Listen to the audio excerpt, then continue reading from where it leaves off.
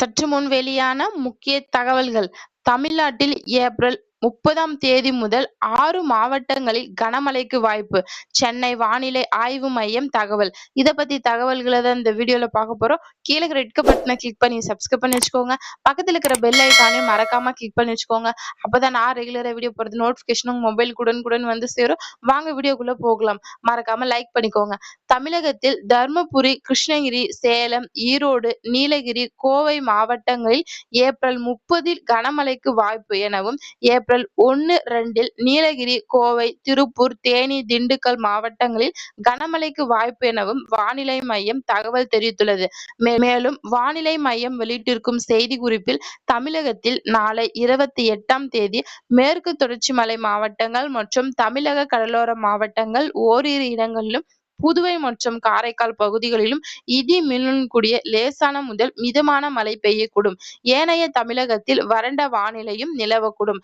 29ஆம் தேதி தமிழகத்தில் ஓரிரு இடங்களிலும், புதுவை மற்றும் காரைக்கால் பகுதிகளிலும் இடி மின்னலுடன் கூடிய லேசான முதல் மிதமான மழை பெய்யக்கூடும்.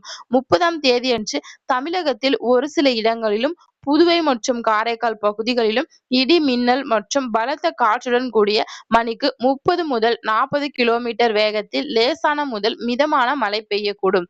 நீலகிரி, கோயம்புத்தூர், ஈரோடு, சேலம், தர்மபுரி மற்றும் கிருஷ்ணகிரி மாவட்டங்களில் ஓரிரு இடங்களில் கனமழை பெய்ய வாய்ப்புள்ளது.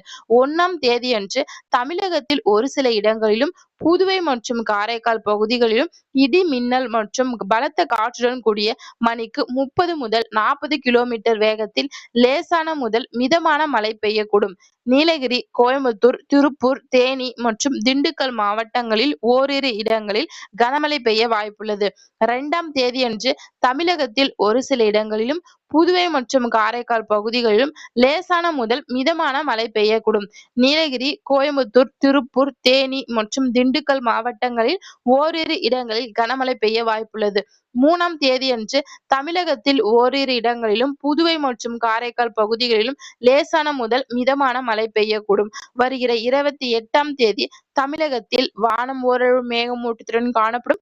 அதிகபட்ச வெப்பநிலையாக 38 டிகிரி செல்சியஸும், குறைஞ்சபட்ச வெப்பநிலையாக 28 டிகிரி செல்சியஸை இருக்கக்கூடும் என்று காணப்படுகிறது. மீனவர்களுக்கு எச்சரிக்கை. தமிழக கடலோர பகுதிகள், வங்கக்கடல் பகுதிகள், அரபிக்கடல் பகுதிகளில் நாளை 28ஆம் தேதி முதல் 1ஆம் தேதி வரை எந்த ஒரு எச்சரிக்கை இல்லை என்று குறிப்பிடத்தக்கது. நன்றி, வணக்கம்.